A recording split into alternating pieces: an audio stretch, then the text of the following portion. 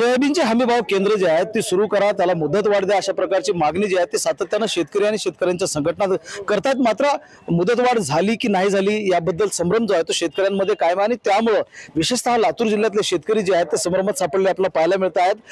लातूर जिल्ह्यातल्या आडत बाजारांची जर स्थिती आपण लक्षात घेतली तर हमीभाव केंद्र जे आहेत ती बंद झाल्यानंतर 200 रुपयांना जो सोयाबीनचा भाव आहे तो प्रति क्विंटल घसरलेला आहे आणि 3800 वर सोयाबीन आता सध्या विक्री केलं जात आहे आडत बाजारांमध्ये आणि 4,892 रुपये हमीभाव केंद्रांवर भाव होता। त्यामुळे शेतकऱ्यांच्या पदरामध्ये 4 पैसे पडतील अशा प्रकारची परिस्थिती जी आहे ती हमीभाव केंद्रांवर सोयाबीन विकणाऱ्या शेतकऱ्यांची होती। आपल्यासोबत काही शेतकरी संघटनांचे प्रतिनिधी आणि शेतकऱ्यांचे प्रतिनिधी आहेत। मला सांगा, आता हमीभाव केंद्राला मुदतवाढ झाली पाहिजे अशी मागणी सातत्यानं करतात, अधिकृतरित्या काही पत्र वगैरे तुमच्या वाचनात आलंय का किंवा तसं अधिकाऱ्यांना किंवा नाफेडनं कळवलंय का?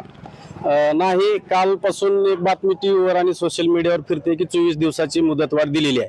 परंतु आता आम्ही जिल्ह्याचे मार्केटिंगचे अधिकारी त्यांना भेटलो, त्यांच्याशी चर्चा केलो की खरंच ही मुदत वाढलेली आहे का। पण त्यांनी स्पष्ट सांगितलं की तशा प्रकारचे कुठलेही अधिकृत आदेश त्यांच्यापर्यंत आतापर्यंत आलेले नाहीत आणि जी बातमी आहे ती 12 जानेवारी पर्यंत जो त्यांचा विहित 90 दिवसाचा कालावधी होता त्याच्यापेक्षा वाढवून दिलेले 24 दिवस ही 6 फेब्रुवारी पर्यंत होते आणि त्याची बातमी आहे।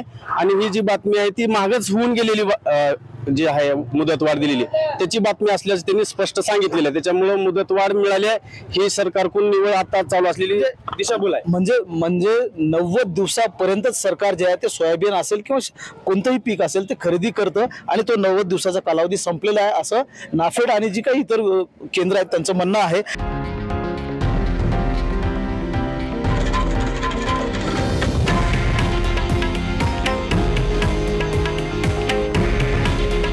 हे आहे देशातील नंबर 1 न्यूज नेटवर्क आणि आपण पाहत आहात TV9 मराठी। काळजी तुमची, हित महाराष्ट्राचं।